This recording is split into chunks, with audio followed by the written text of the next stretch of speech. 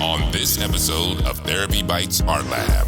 And we often get questions about communication. What is it about communication that can cause a relationship to rise to the occasion, even in the most difficult situations, circumstances, or can really sink it? And today we're going to be talking about listening fast versus listening deep. The psychology of communication. Join us coming up next. Welcome to TherapyBites Art Lab, where Dr. Heath and his special guests share real-life stories of helping and healing, fresh from the actual therapy couch, while taking a bite out of common counseling missteps and misconceptions. And now, here's Heath and the TBAL Team. There's different types of communication. There's different types of communication tools. There's different purposes for communication. We're going to talk about all of that today. And we've divided that into, or bifurcated that into two types, listening fast versus listening deep. And you cannot do both simultaneously. For instance, I remember a story that Stephen Covey told.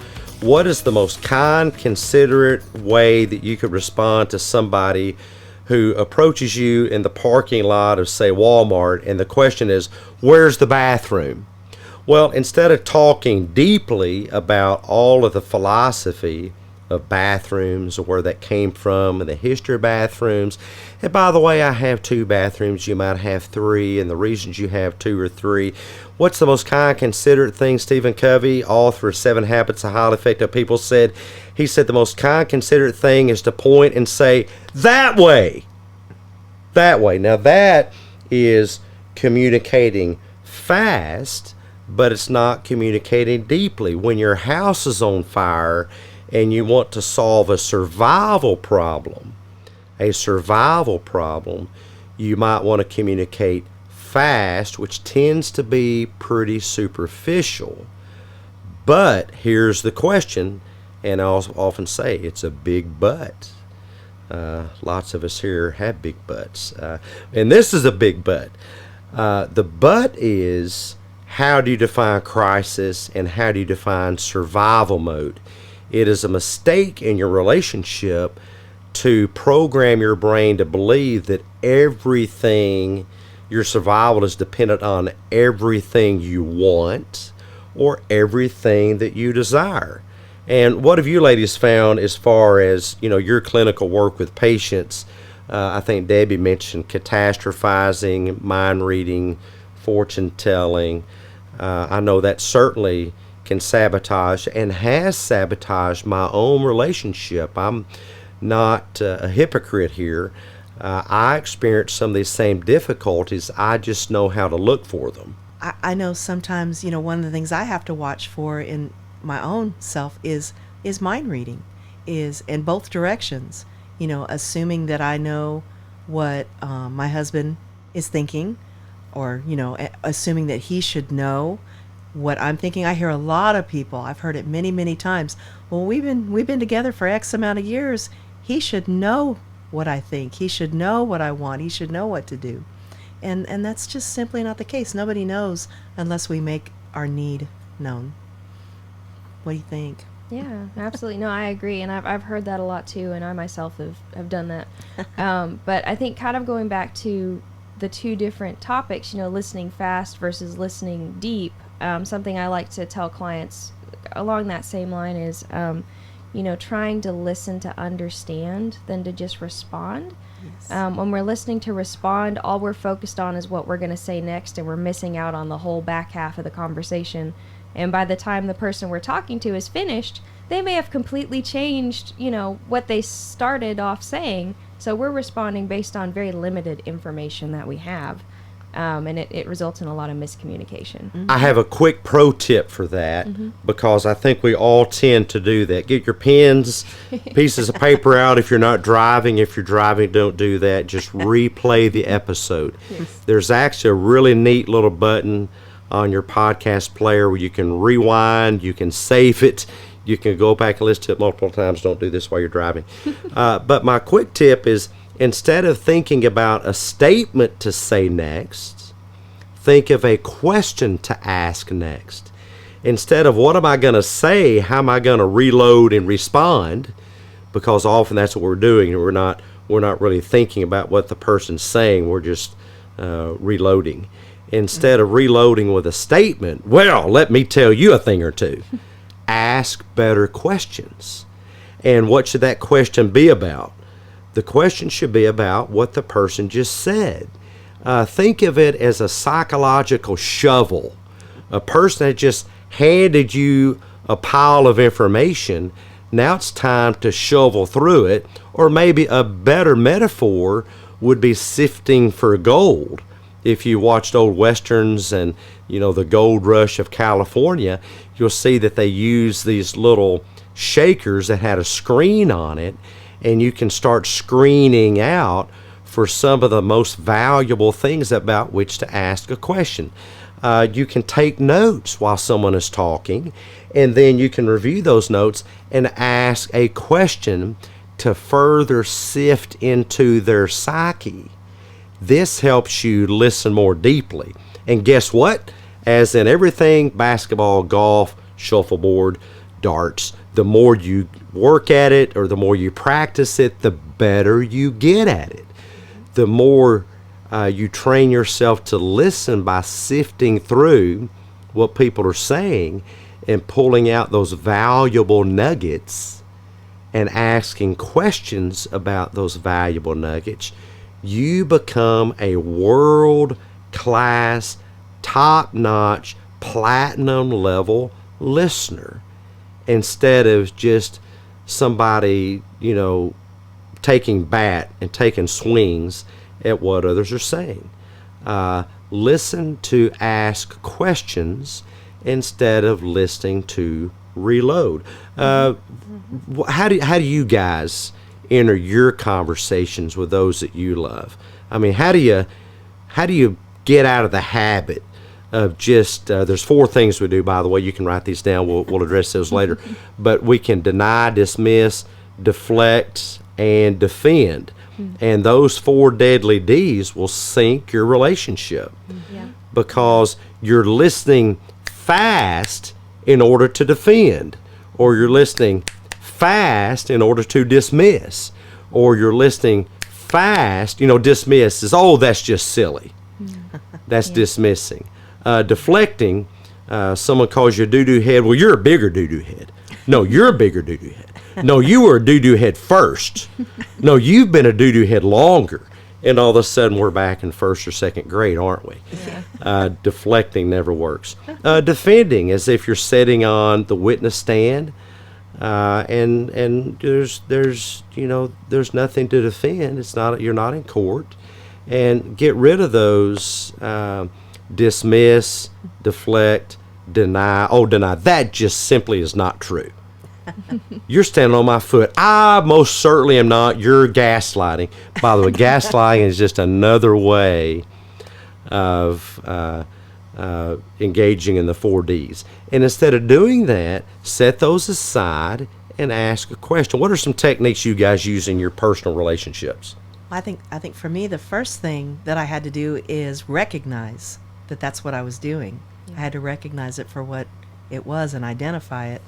And it took practice and time to change that around. And I think when you come at it from a mindfulness perspective, that's that approaching situations with curiosity instead of judgment, instead of coming into that with, like you said, the deny or well, you're wrong, or that didn't happen, or you're not standing on my foot. That's all judgment. But the curiosity is more, I wonder what's going on here, and ask good questions and dig a little deeper. Yeah. But what and kind of to bounce off of that, Yeah. I was kind of thinking the mindfulness route too, but also being present during the conversation. Yes. So not thinking about what I'm going to do next, or thinking about, what happened in the past, focusing on, okay, what is this person actually saying to me right now? And really focusing on having that conversation.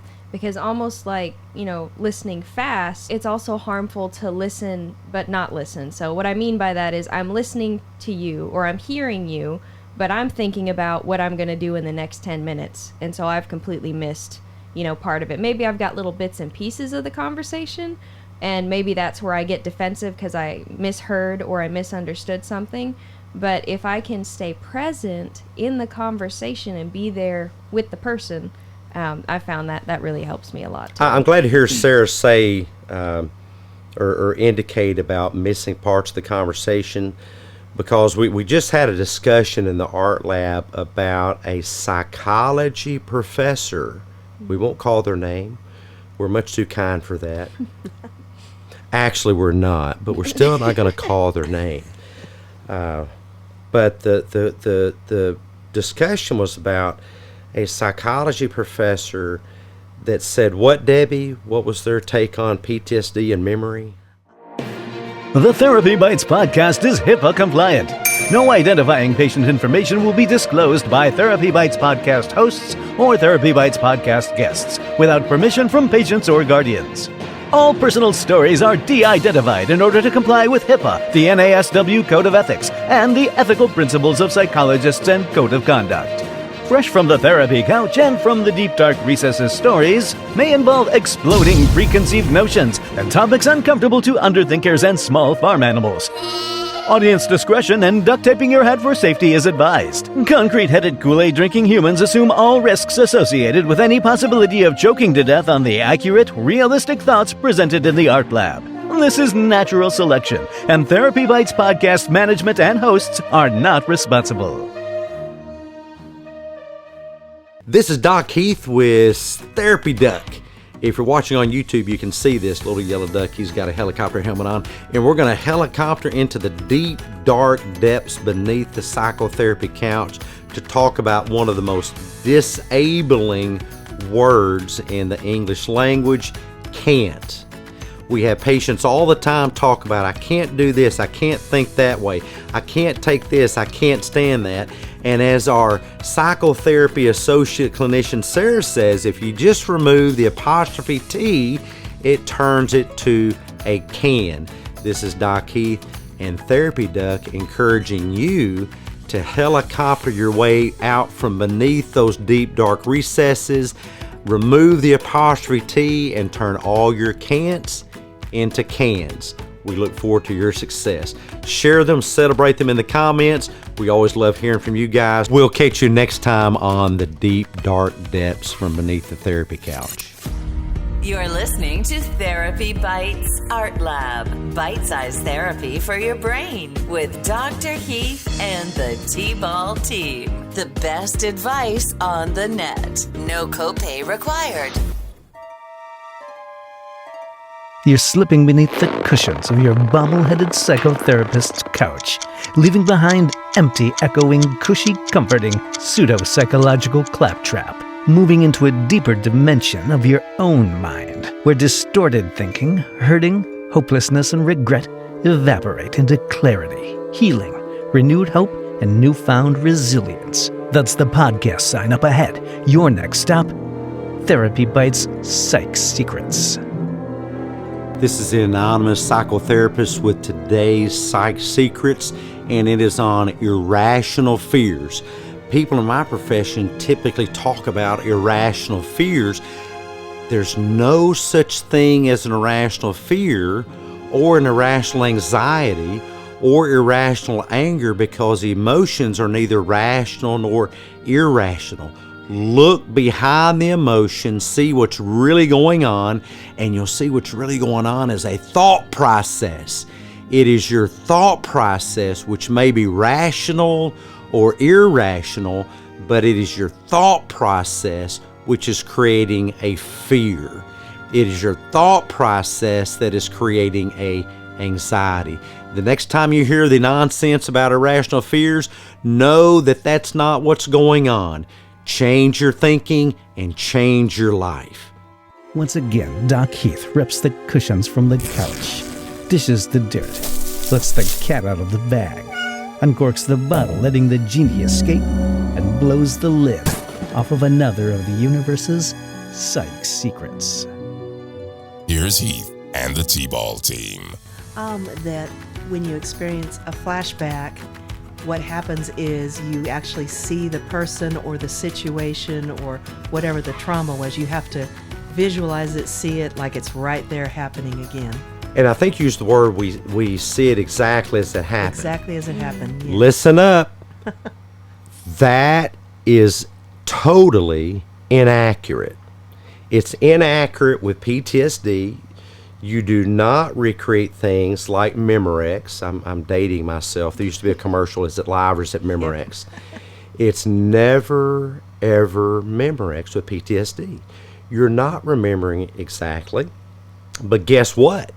It's not that anytime, anywhere in life. The brain simply, it's not that it does not work that way. It cannot work that way, and you don't want it to work that way. The reason you don't want it to work that way is your brain would be a garbage dump. I mean, your brain would store the angle of tilt of the person's head and the decibel level, and if their shoe was untied on the left foot and not the right, and the direction of the sun rising or setting, and how many clouds in the sky, and how many freckles on their face, and was their hair brushed to the left or to the right, and did they have a hat on, and at what angle was the hat crooked. I mean, your brain simply does not need all those details or it becomes a garbage dump. Therefore, the point I'm getting at, and by the way, this goes back to my favorite high-value target, the ridiculous pseudo-psychological Kool-Aid drinking meme called gaslighting, is your brain does not store that much data that you are always that accurate. For goodness sakes alive, I'm not always that accurate. We fallible human beings have a fallible perception. And relationships are all about sharing and valuing each other's perceptions. And I had a person on social media ask me the other day, but what if they really are engaged in some sort of devious plan and they want you to think they're crazy? Why would I consent to that? Well, Doc Heath, I think you're absolutely wrong, because you and I were kidnapped by aliens yesterday, and you know it and I know it. I would respond to that with curiosity. Gosh, I got nothing. I don't seem to remember the intrusive anal probe. I just don't, and I don't seem to have a resulting hemorrhoid, and I don't have pain in that particular area, and I don't remember having been at a party with aliens that night and saying, "Hey, anybody got an anal probe available?" I just don't remember that. It's interesting that you do. And I get to choose what to believe and what not to believe. But what am I going to do if I value that relationship? And you don't have to value that relationship. But if it is a relationship you value, I would recommend, going back to what we spoke of earlier, ask questions. Ask questions. Did you see the anal probe? What color was it? And we want to keep the show friendly. I won't get much deeper with that. Deeper, no pun intended. But my point is, people can say all kinds of nutty, Fruit Loopy things, and you can take it personal, or you can ask questions. You say I'm a doo-doo head. Gosh, I don't know. In what way? Can you call that to my attention next time? I'll try to be less of a doo-doo head. Now, I know some of you are thinking, gosh, there'll be people calling your attention to that from daylight to dark, But my point is, approach these conversations with curiosity versus the other way is thinking that they're a threat to you. Going back to the famed philosopher King Marcus Aurelius, what is it that people are doing during a conversation? They are passing air through their lips. It's air set in motion. How can air, no matter what their intent is, which you would have to infer if you're saying they're gaslighting, manipulating, controlling, whatever, how can air passing through someone's teeth and lips be a threat to you? I choose that that's not a threat, and I approach it with curiosity. Do you guys ever have people in relationships with you personally that they say things you don't prefer? Does that ever happen? That's rhetorical, I guess, right? Never. Never have. People always say only what you prefer. Oh, man. Wow. Only what you prefer. No. How do you respond to it when they do say things you don't prefer? That's an excellent question. I think for me it depends on the person, and it shouldn't. It really shouldn't. Keep that in mind, listeners. It shouldn't matter who the person is. But for me, if it's somebody that I'm really close to, I'm more likely to take it in a way where I believe it, whether it's true or not. And then I have to go back and really think about it and think, wait, was that actually accurate? Or were they maybe just in a Yes, bad you're mood? looking at the evidence, aren't you? Yes, exactly. Yeah, they're Exactly. telling you the aliens kidnapped you. You're looking for the evidence. Right, right. And then a lot of times if I go back and talk to the person about it again, you know, obviously we're talking about healthy thinking people, but they'll be like, well, no, that's not actually what I meant. Or they'll apologize and say, you know, I had stubbed my toe, or I had a bad day at work, and it really had nothing to do with you. It was more about me than it was about you. So Yeah, and you did say that was later. right. In other words, you let later happen, and in the later, when you got to the later, you actually restructured your thinking. Right. Don't base your relationship on something that happens in the moment. You know why? Because here's another moment. Oh, there's another one. Oh, another moment just happened. Oh, we got moments popping up all over the place in the art lab. What will we do? There's always another moment. Don't base your conclusions in your relationship. Don't sacrifice the future of your relationship on the present moment. Be curious, ask questions about it. Get into, instead of, listening fast, like you're always in a crisis, listen deeply. Where might this be coming from? I mean, I wasn't kidnapped by an alien and had the whole anal probe ordeal, but maybe they were. Or maybe they just have a hemorrhoid. Or they're constipated. It seems quite narcissistic for me to make everything about me. Oh, they're gaslighting me. Well, how narcissistic is that? Maybe they're just doing it. Maybe it's a habit. I mean, I think we'd all agree that it's unhealthy to walk around telling people, well, you're just crazy. But it's also unhealthy to think all that is about you, dear listener. It's not about you. What people say really has much more to do with them than it does about you. And it's up to you. The last and greatest of all things, as Viktor Frankl said, is the power to choose our own way, and among those is the power to choose our own thinking. Listen fast if you need safety-related information. Bathrooms that way. There's a fire. Call 911. Hit the brakes. Stop. You're about to step off a cliff. If you're just relaying information, listen fast and relay it quickly. But relationships require listening deeper, and that takes time. What's a quick tip as we close out the episode today that you recommend folks put some shoe leather on in their own lives and give it a try as soon as they get done listening to this episode? Ooh, absolutely. So actually, I've been thinking about this while we've been talking about it. Give me a second, but it reminds me of this guy right here. Whoop.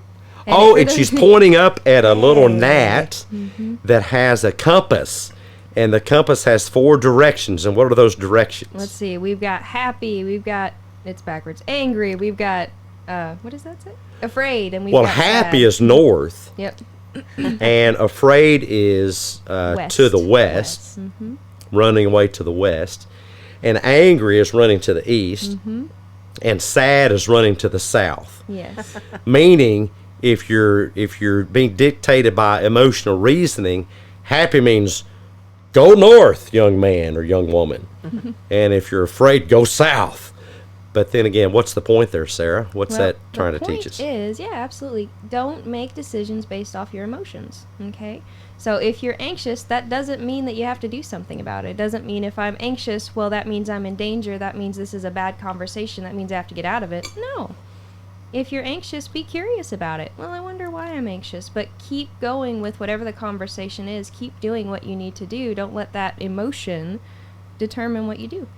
I am always anxious when I'm having a conversation with my wife, especially if she has a big iron skillet in her hand. But if she's putting eggs in them, I think, well, this is okay. I'm anxious. We're having a difficult conversation. I'm about to have some eggs over easy. Now, it'd be different if she had it leveraged, angled over the top of my skull. That would not be a good thing. But Sarah makes a great point. Discomfort does not equal danger. And the sooner you disconnect those two, the better off your relationships will be. Just a quick recap. Get the 4 deadly D's out of your communication in your relationship. Denying that just didn't happen. Instead, listen to ask better questions. Dismissing, oh, that's just silly. How silly is that? Instead of dismissing, listen, ask better questions. Deflecting, well, I may be a doo-doo head, but you're a worse doo-doo head. No, you're a bigger doo-doo head. That's deflecting. That's deflecting. And you can get that D out of your relationship and ask better questions. And defending, hey guys, this isn't court. If you want your relationship to stay out of court, stop engaging in the 4 Ds, and instead of listening fast, take a breath and listen deeper. In your relationship, one of the best things you can do during your communication, I'm going to do it right now, listen, listen, is breathe, and then breathe again. And take another breath after that one. See, those are 3 nice, nutritious breaths, and they're nutritious for your relationship. Catch us next time on Therapy Bites Art Lab. Thank you guys for being with us. Bye-bye. Have a good week. Bye-bye. Individual psychological concepts are very different animals from one another. And while they are often readily observable in the wild, the TherapyBites Art Lab Zoo affords us a unique opportunity to study them in a safe and controlled environment. Welcome to the TherapyBites Art Lab Creature Feature. Oh, good heavens!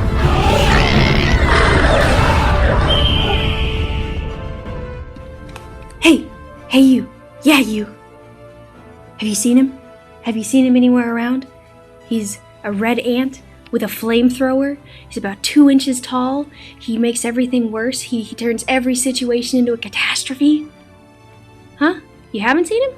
What do you mean you haven't seen him? Oh, that's okay. Because today's creature feature is about that ant. And ant stands for automatic negative thought. So, this, on my right, and for y'all listening to the audio, I have a red ant with a flamethrower on my right. This is the catastrophizing ant. To this ant, every situation, no matter how big or small, is a catastrophe. It could be something as simple as going to the store to buy milk. This little fella right here, this catastrophizing ant, is going to think of all the ways it could go wrong. He's going to think of, well, what if I bump into so-and-so and I don't want to talk to them? Or what if they don't have the right kind of milk? Or what if the person is stocking the milk as I'm going to get it and they're in the way and I have to ask them and da-da-da-da-da-da. He just tries to think of all the ways it could go wrong, but he doesn't think about any of the ways things could go right. And he also doesn't take into account that he doesn't know what's going to happen. So, when you have this little fella, this catastrophizing ant in your noggin, boop boop up here, what I want you to do is I want you to practice accurate, realistic thinking. So what is the evidence that everything is going to go wrong? Because this guy, he doesn't care about the evidence, but you should. So don't listen to the catastrophizing ant. Figure out what the evidence is that things are going to go so catastrophically. And I think you'll find 99.9% of the time, things are not going to be nearly as bad as you think they're going to be. All right? Practice that accurate, realistic thinking and those life-affirming beliefs. Catch you next time, T-ballers. Thank you for joining us for the TherapyBites Art Lab Creature Feature.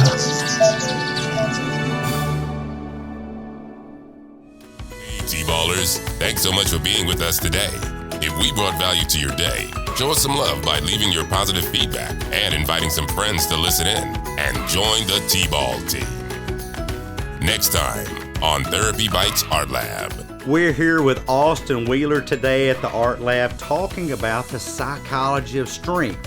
What does it mean to be a strong person? For that matter, what does it mean to be a weak person? Where does that come from and how can you develop? That's coming up next. Government legal gobbledygook. TherapyBites is not intended as a diagnostic or as an alternative to professional clinical treatment. Resources and advice are for information and entertainment purposes only. Brought to you by... Someone saying things you don't like? Tape that nagging loudmouth shut. Government-approved speech tape. Gas tape. Now available at your local hardware store.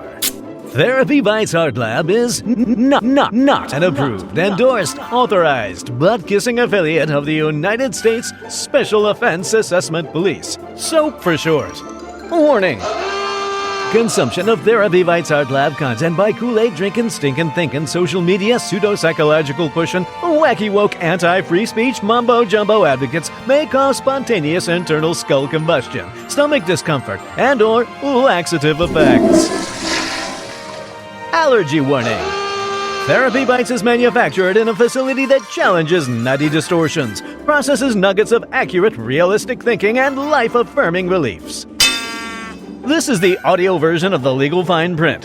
Why are you still listening to this when you can catch the next great episode of TherapyBites Art Lab with a good friend or family member? Really? Are you still there? This is getting silly. Move on to the next psychologically thrilling episode of the best advice on the net. No copay required. Me eat copay. Yeah, with Dr. Heath and the TBAL Team. Go ahead, don't be podgorophobic. Scoot, scoot, scoot. On to the next episode.